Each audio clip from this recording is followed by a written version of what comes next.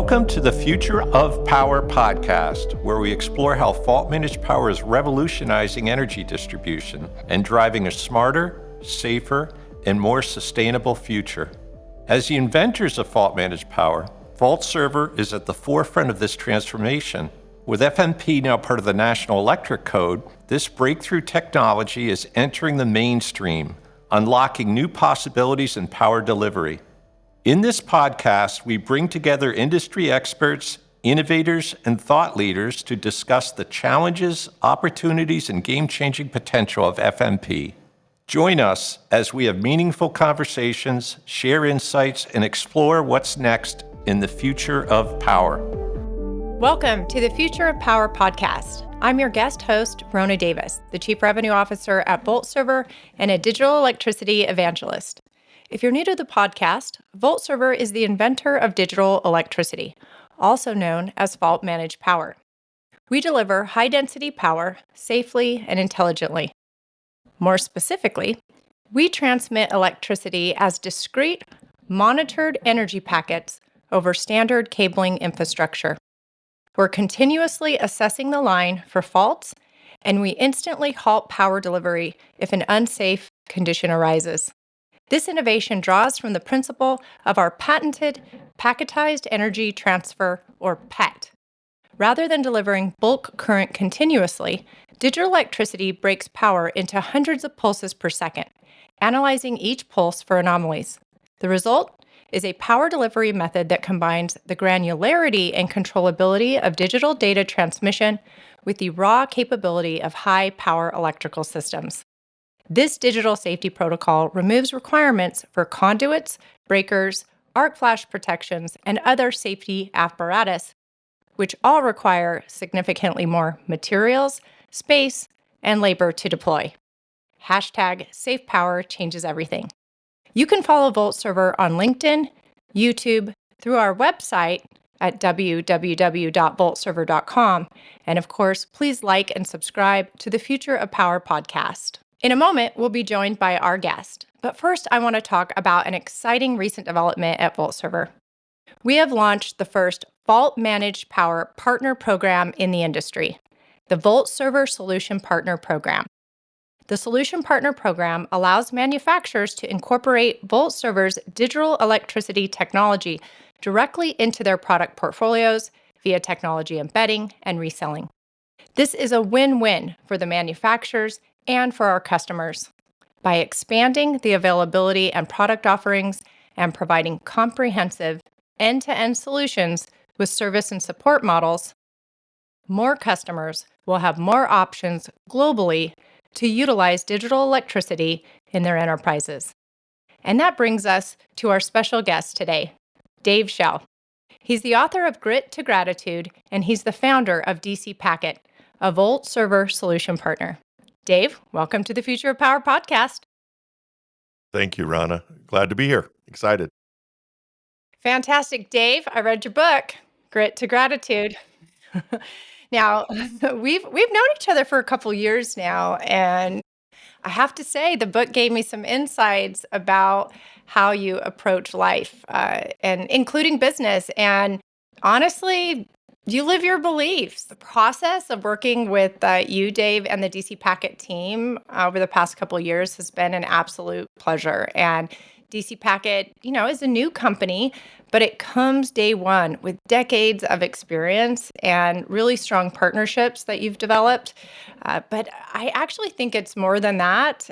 It comes with you, Dave, and your passion for, I'm taking this directly from your book, enthusiastically pursuing our potential together. And I'm hoping maybe you can give us some cliff notes on how you came from the dirt, literally, to DCPacket, where we are today. Thank you, Ronna. The analogy from the dirt is when I was young, 8, 9 years old. I was little Tom Sawyer, kind of with my gang of kids running around the Albuquerque, New Mexico area, and trying to escape the heat. We went into an arroyo and dug a little notch back into the wall and proceeded to actually have a full cave-in that created some interesting challenges for me and my family when I was young. and at one point in time fully buried, and then ultimately worried about being paralyzed from the hip, from the legs down, or the waist down. So it was an interesting experience as a child. So that's the dirt analogy. And but as you know, I went on to play college and then professional football, and so not paralyzed, thank goodness. But I've learned a lot of things along the road, and one of the most important things is from Dale Carnegie to when we're enthusiastic, that makes a big difference. And then one of my biggest mentors today, a gentleman named Dave Meltzer, it really promotes pursuing our potential is the core to happiness and finding a lot of things in life rewarding. So we enthusiastically pursue our potential together here at DCPacket. Well, so far, so good. Like I said, it's been a great experience working with you and the team. I want to talk some more about DC Packet, and I thought it'd be fun to start talking about data centers. Obviously, it's a hot topic right now, and you have built this platform called Titan, and one of the elements of it is a pay as you grow model. Can you talk us through Titan? Yeah, absolutely. So one of the things that's been very exciting for us is we've been really focusing on the AI data center, the data center space that's coming to the marketplace. Um, is some of the things that we can do differently than has ever been done in the past through our modular approach with digital electricity. So the exciting part about the pay as you grow model is there's a lot of data centers that are being built, and that data center process can take 18 to 36 months to build.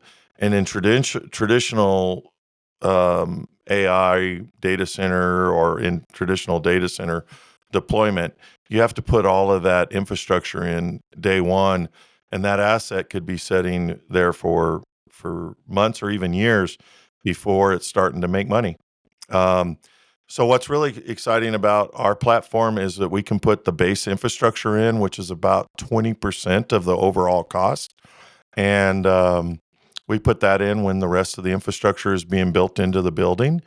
But then the rest of it, 80% of that infrastructure, doesn't have to be added uh, to the data center until you're actually ready to bring on the load, the compute. So that can actually give you the use of capital uh, for years potentially, which is pretty significant in the marketplace and a differentiator. I don't know of anybody else that could do that. If we wanted to put a 4 or a 5 megawatt UPS in for place, it's you got to buy a 5 megawatt UPS all up front. Can't buy it in parts.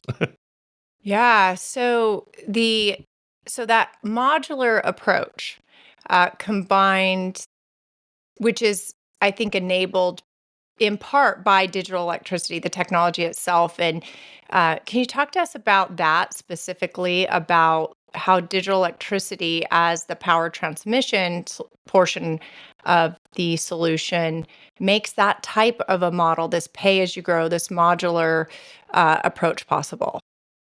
Yeah. So what's exciting about it is that each one of these modules are PDUs, the digital electricity PDUs that are putting out 67 kW of power. That kind of becomes our building blocks. And if you do an N plus one at a 50 kW, or you do an N plus two at a 33 and a half, 34 kW type module, then that becomes our building blocks. And originally, when we started looking at it, I thought that wouldn't work from a footprint perspective. I thought it would Mm-hmm. just be too crazy. But through all of our engineering and design and things that we've done here at DC Packet, we've realized that the consumption in the gray space is almost exactly the same as it would be for large monolithic deployments. And the exciting thing is we're taking absolutely no white space. So we're not actually having to do power distribution for remote PDUs, power panels, all those types of things. So that whole white space becomes, you know, uh, available to the compute. Yeah, which is really, really important for AI because they want to get those GPUs clustered together as close as possible. They need a really zero latency data transmission between those GPUs. So that's really exciting. And Dave, when you and I were working on these different models, I thought also that we would end up utilizing more space in the gray space because we're adding transmitters, right? So I thought, which I guess for the audience, the transmitters would be equivalent kind of to a floor PDU that would possibly sit in the white space in a traditional data center lineup. So I thought by having the transmitters in the gray space that it would actually be a bigger footprint. But what was interesting, what we found is actually breaking it up in these smaller chunks and of power and going with this modular approach. I think there's even actually a little bit of space savings within the gray space, but then to your point, it really clears out all of that electrical infrastructure that you typically would see in the white space. And that was a development I really wasn't expecting, was that we would take the same or less of a footprint in the gray space. Yeah, exactly. I wasn't either. So that once we started actually seeing that, this really started to become a game changer from my perspective. And then the other thing too that we're not talking about yet, but happens with the transmitters, is we're actually able to do N+1 or N+2, which I've referenced real quickly. Which, in traditional architecture, you got to do that as a 2N. And I know I'm throwing letters and numbers around, and people may not understand that, but twice the cost is a lot more than N+1 or N+2. And so if we can get that type of 5, 6 nines type of experience with N+1 or N+2, we save a lot of money. And I think that's only available from a power distribution point of view through digital electricity. So really exciting there too. Yeah, the N+1 I think is a unique advantage for the power distribution portion of the lineup. That really the only other option is to build a whole other second system. And one of the reasons that we can do N+1 is we're actually a point-to-point architecture. So that just in itself, if you think about a point-to-point type of architecture, that is going to minimize the risk, right, and reduce the incidence of any sort of a catastrophic failure because you're losing a circuit or you're losing a channel or you're losing a single transmitter card. And so I think that being able to isolate your failures also is an improvement in resiliency, wouldn't you say? Oh, absolutely. And then when I found out that your mean time to failure is somewhere between 550,000 to 600,000 hours on that card you're talking about, that becomes crazy when you think about how resilient this system really is. So to your point, the failure is very, very small in a module. The likelihood of a failure is very remote after all of your years in the telecommunication space. You've proven that these things are extremely resilient. Yeah, the model just becomes very compelling from a security and capabilities aspect as well. Yeah. And so, just kind of to remind the audience, when we're able to remove in the power distribution system, we're able to remove all of those traditional safety encumbrances, the conduits and the protections that we put around the electrical circuits so that people can operate and work around these systems. They take up a ton of space. And because we're using a digital technology to provide that safety on the system, all of those additional encumbrances aren't required anymore. So that just makes the power format so much more dense, right? We just don't require as much space to distribute power. Um, There was and a there was a slide. Sorry to interrupt there, Rona, but there was a slide that Stephen, your CEO, Stephen Eves, shared with me to where he was showing 93% of the mass in traditional electricity is there because of safety. To your yeah, point. yeah, And so I've been using that as an example when I'm talking to non-technical people. I'm like, even diminish that to 80%, since our safety is now in the technology, not in the all of these layers of conduit and wrapping and all these things.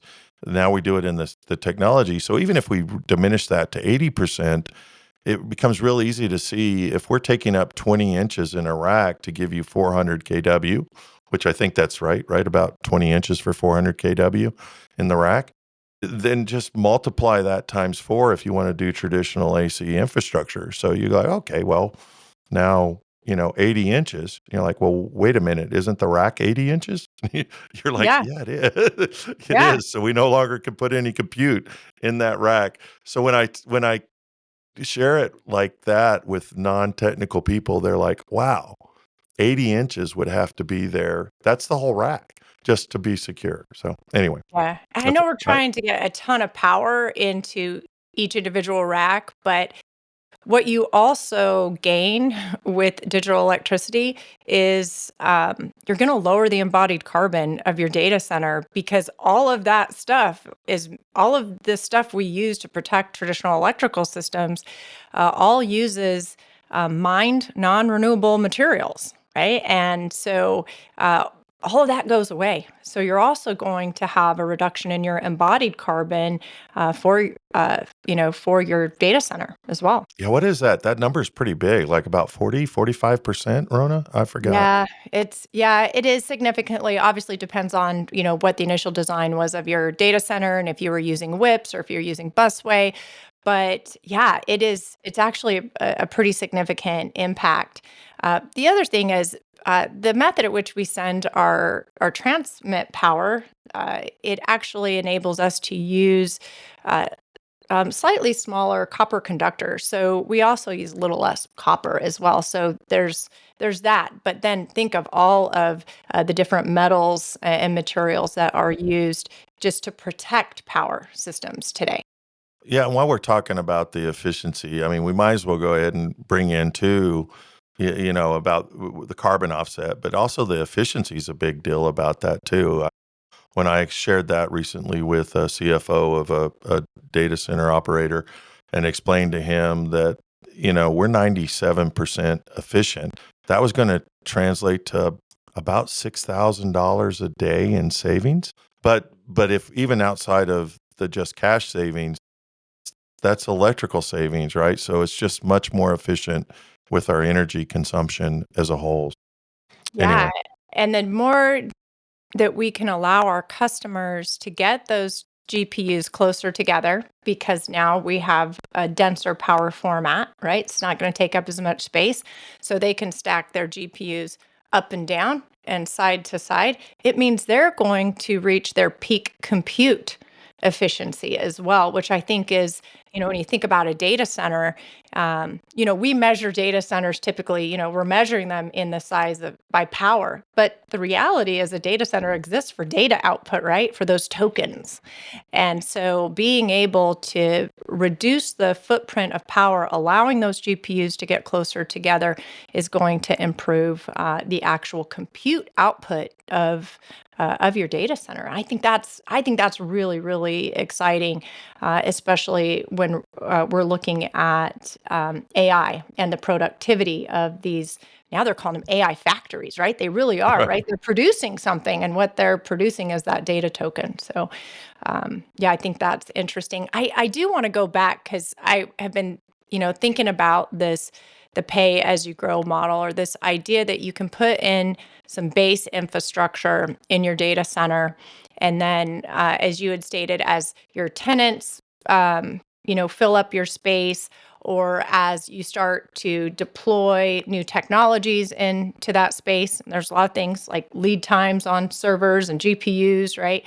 But there's also an element of the utility because we all know that our grid can't support the power demands today, right? So a lot of people are getting the footprint of their data center built, but they may not have all that power available to them today from the utility or from their generator or from, in the future, SMRs. And so that pay-as-you-grow model could also be very helpful for those data center campuses or data center facilities that can't get the power from the utility right off the bat, right, when they open up. Yeah, exactly. It gives a ton of flexibility. I was talking to that same CFO that I mentioned a minute ago, and talking about the pay as a grow program, and he says, "Well, Dave, if I put your infrastructure in, and then my tenant, he has a tenant that I under NDA I can't share, but he's like, if my tenant doesn't sign in, I think it's about 18 months is what they're looking at. What happens with that other 80%?" And I'm like, "Well, it sounds like you might have just saved yourself $100 million." So and he's like, "Well, what does that mean to you?" And I'm like, Not good. it sounds like I just saved you $100 million. So it sounds like we both win, right?" So he's like, "Man, that's just crazy. That's exciting." So yeah. Yeah, that is, I think it's a really compelling story that it just really isn't possible with traditional power systems because you have to you really do have to build out that infrastructure for the most part to what your pretty close to max data center potential is going to be. And so Total field of dreams, right? yeah, it is absolutely. So is there for the Titan platform? Do you think that you have a best customer fit, or is there a type of data center customer that you think is the best fit for the Titan solution? Yeah, I'm finding, like the gentleman I keep on referring to, that operator, builder, operator, that's looking for all of these gains and rapid deployments, and how do I get into the marketplace right now today? So it's hard for me to say small, right? Because these guys are building a multi-billion-dollar data center, but in the marketplace, that's kind of a small one, right? Or smaller. So it's those types of data centers that I think we really meet. Even, in my base model, I use a 4 megawatt data center, which in today's world, that's pretty really small. Very small. Yeah. And then honestly, I just had a conversation this morning about building a little 500 kW data center. So I think that would be a great application too. So any of those kind of smaller to bigger ones, I don't see us anytime really reaching in and building something for Google or Meta or any of those guys. I don't think that's in our business plan. Not, if you're listening, if you want to have us build one for you, please call. But but I don't think that's our model. Yeah, I do think that there's, they're referred to as the Fab Seven. I don't know if they agreed to that Right. name, but the industry's Right, all exactly. decided we're going to call them the Fab Seven. And so what's interesting, though, I think about the opportunity for Titan and for digital electricity is that because we're taking this modular approach and we're using smaller components, smaller blocks of UPS, and our transmitters have a smaller block of power, 36 kilowatt, 40 kilowatt, that that actually may be really beneficial to that mid-market space because of the capacity constraints that the traditional electrical industry has right now, just supporting the Fab 7, right? Like there's a lot of capacity going towards the Fab 7.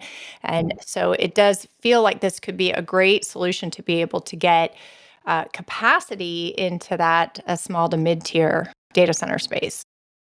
So I'm glad you kind of went back to this, right, in the modularity, because it actually helps with the build as a grow where we focused. But the support you're talking about is huge too, because one of the things that we can actually do with this is because of this modularity, we can actually have a 2-hour SLA, service level agreement, to replace anything in this chain, in our entire chain, within 2 hours. So the mean time to resolution for us is sub 2 hours for the customers that want that type of a support agreement with us. Um, and you and I and Stephen kind of really got into this and kind of started. It's kind of what brought all this together.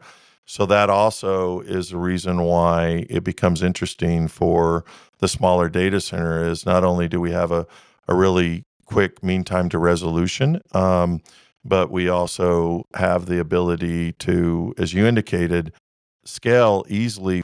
The other thing that we're finding with a lot of our customers is like, they're in West Texas. They're buying farmland that's really out there. It's not like out in the middle of West Texas, there's just a bunch of electrical gurus running Yeah. around, right? Electrical contractors. So our technology enables us to actually take the talent that's in the marketplace, um, and provide that extreme service, which is exciting. Yeah, I think that's pretty much unprecedented because I think a key of something you just said was mean time to resolution. And so you can get a response time, within a few hours, typically, sure, to show up and tell you what's wrong. But you're saying, no, we're talking about a couple hours to get the problem resolved because of the modular components, because that you could do easy switch outs, because the system is safe to work with and operate. We can actually, get that up and running in a couple hours. So that's a distinction that's important. Yeah, because all your modules, how do we do that, right? And that brings us back around to digital electricity, because every module you have in digital electricity, every module we have powering those digital electricity, the UPS systems, they're all they're IT technology. So they're reporting all the characteristics about how they're living and breathing 24 by 7, 365 days a year. So the minute we can see any type of predictive failure, we can get way in front of that and solve that problem very quickly, to where so much of the technology in traditional um, AC or DC power deployment is you don't have any predictive methodology to see how that breaker's doing, or how things are in that lineup are doing.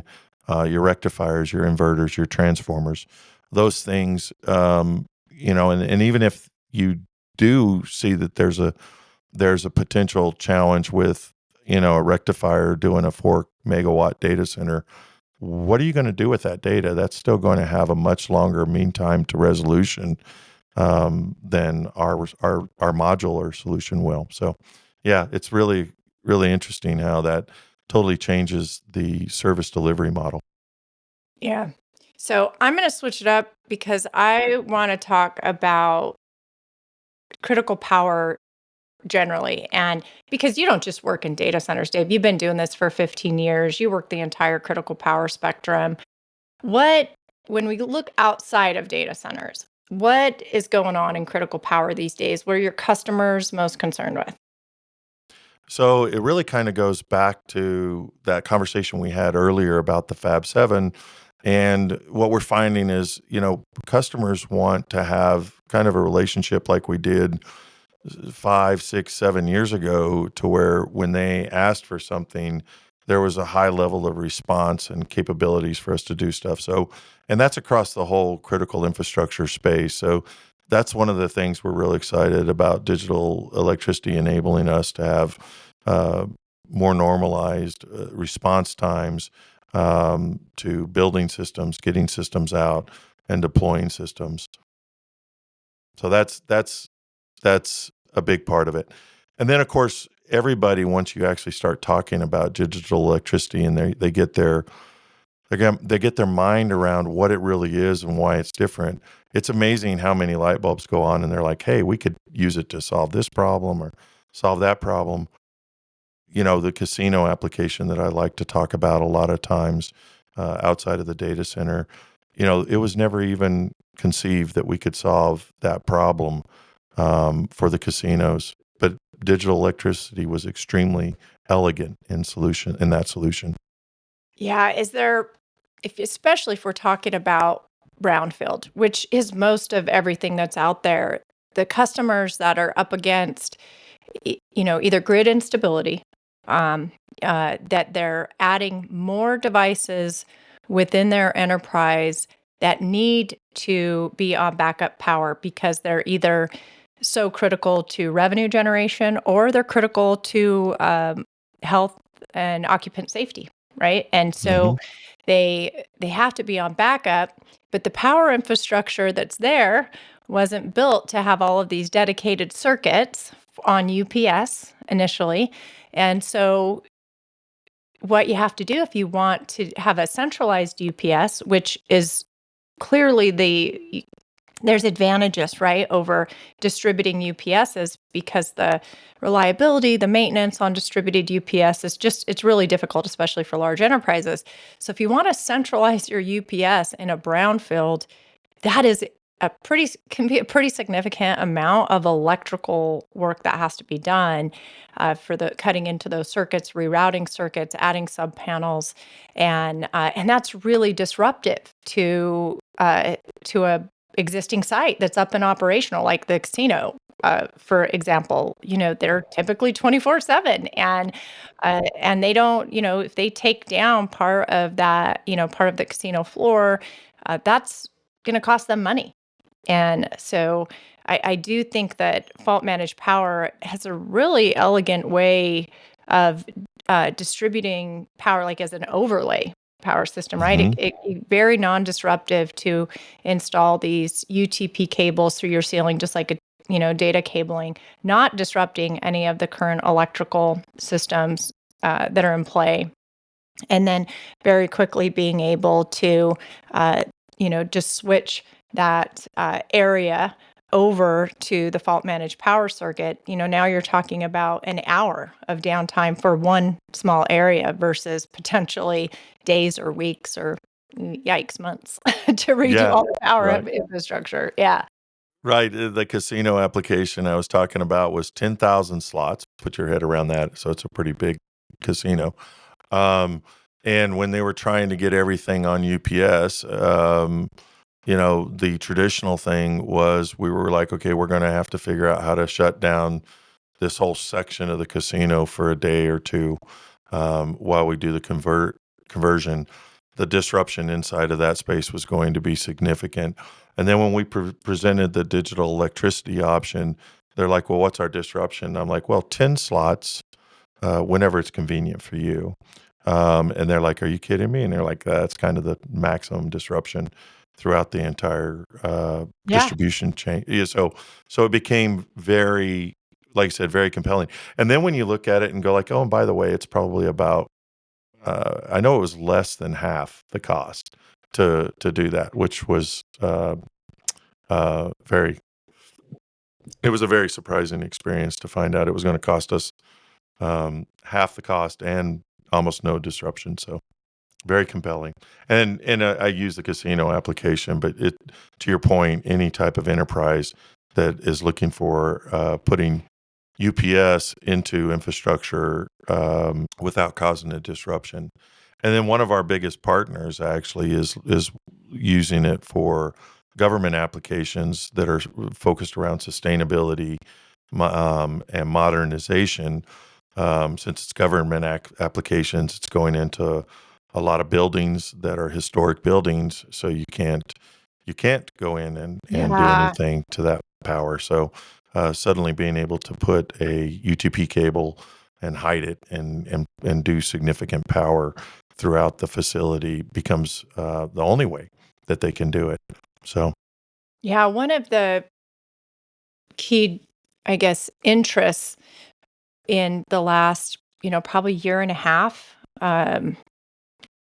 in digital electricity, we have seen a real uptick in customers wanting to centralize UPS and move away from distributed UPSs, and add additional capacity for UPS. So we've also seen that trend, and so UPSs, they can help us through that grid instability, but what about when a real disaster happens, Dave? I know you've been looking at using DE in disaster recovery scenarios. yeah, so one of the things that this DCPacket is committed to, just like VoltServer and you are, we're passionate about how can we have a give back program as well, and and Stephen Eves created this technology because he saw a way that um, we could deliver power safely. So, power saves lives, right? So, um, so digital electricity can save lives. And so we are talking to a couple of organizations that are tied closely with, in the United States, FEMA, and then internationally with other organizations that are focused on disaster recovery and how do you rebuild after the disaster.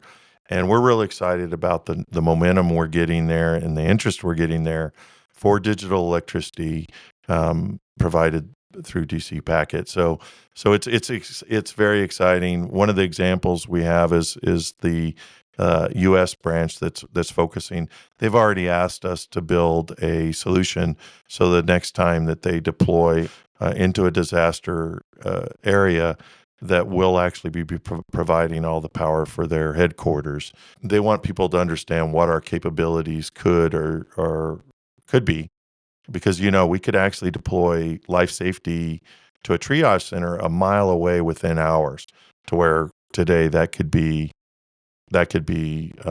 days, if not Yeah. weeks or even months. So And um, the safety element of that. So, like you said, Steve, really his vision is really around delivering safe power, because safe power means that power is more accessible to more people, right? mhm, And so he and when you look at globally and you look at all of the countries that are the richest countries, they're countries that have energy resources and that have power distribution. They have energy, right? And yeah, so energy yeah, does help communities move out of the dark ages. I mean, it yeah. it does.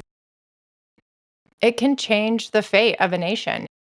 So when we think about the fact that this power can be installed by um, it can be installed by nearly anyone, right? It doesn't take a highly skilled electrical worker because of its safety, because it's safe, and it can be installed nearly anywhere, right? And so when Mhm. we think about disaster recovery sites, those environments oftentimes they've got water, they've got, there's a lot of things going on in disaster recovery sites that make installing power infrastructure uh, pretty dangerous. The installation of it, but also, I think you've used the term the disaster,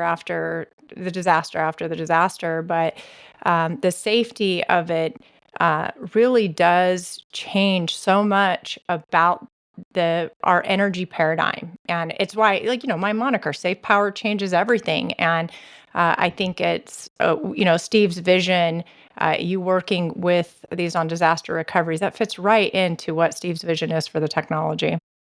Yeah, when I presented this to the decision makers through those communities I just talked about, They're excited because they're the ones that actually told me the disaster after the disaster. And then they started quoting all of these stats about how many people died at Katrina from heat exhaustion because they just couldn't find a place to cool down, right? To get hydrated and get cool. And there were a number of lives that were lost just because that was not accessible to them. And there's no reason for that with digital electricity. I totally understand why it happened. My hat's off to the linemen Yeah. and the electrical people that are trying to restore power in those environments in a safe manner through traditional means. But we've got a partnership that's developing with a hydrogen generator company that's talking about actually including our distribution modules, our transmitter modules inside of their system. So to your point, they can actually have a ruggedized 8 kilowatt generator either drove up or flown into a spot, and then anybody can take our UTP cables and energize a receiver. Yeah. Anybody can do that. So we can literally have power lit up anywhere in the field within hours in that model. And that's a game changer, I think. So, the community centers, the triage centers, all those places. And then, when you were talking earlier, just to just really close is the microgrid community and stuff. And so that same group that I'm talking to there is very excited through the same sort of technology about setting up microgrids in really parts of the world that don't have any access to power because there's no power generation. So this same sort of model of having like a hydrogen generator, and then they can generate, but they were still worried about how do we distribute that power. And if you do it just, traditionally, you still need an electrician or you put people at risk. With us, we don't do that. So you could literally put this into a community that's never seen power and start providing power to them literally immediately with the resources that they have there in the community.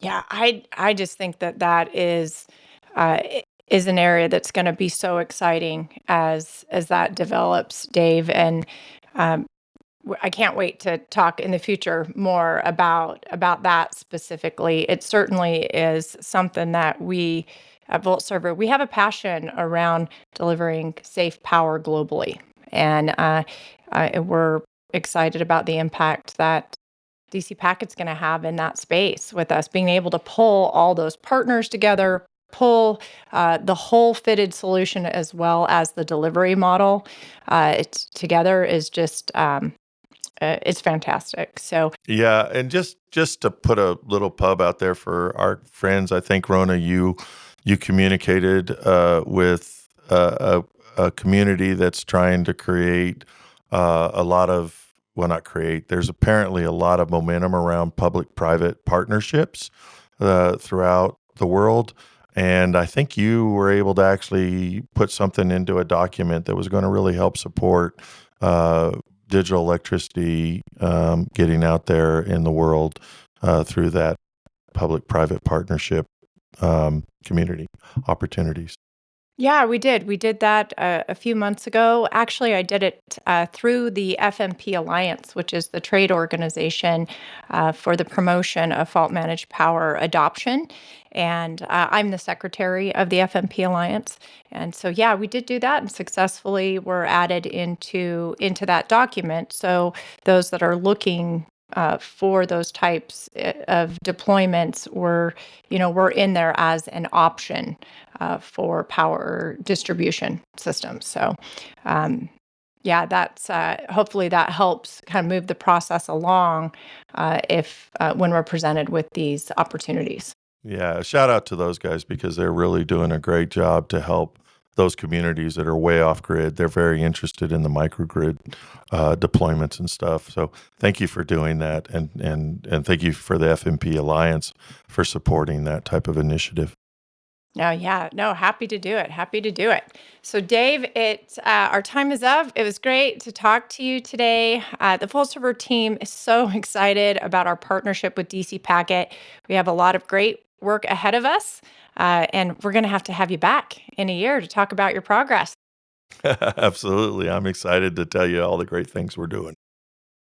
All right, VoltServer Solution Partner Program is built to enable partners like DCPacket. At VoltServer, we focus on the core technology, digital electricity. It's what we do all day, every day. And by partnering with highly qualified organizations like DCPacket, it brings our technology to life. It allows partners to do what they're good at, building and delivering end-to-end solutions for our customers. And importantly, it will bring safe power to more people globally. Hashtag Safe Power changes everything. If you want to get in touch with Dave, you can connect with him on LinkedIn or visit their website, www.dcpacket.com, and check out Dave's book, Grit to Gratitude. It's available for Kindle on Amazon. Thank you for listening. Our goal is to create an army of evangelists for digital electricity. Join us in making power safer, more accessible, smarter, and more sustainable. I'm Ronna Davis. Connect with me and VoltServer on LinkedIn. Check out our YouTube page with educational content and sign up for news on our website. Please like and subscribe to the Future of Power podcast. We'll see you in the future, powered by digital electricity.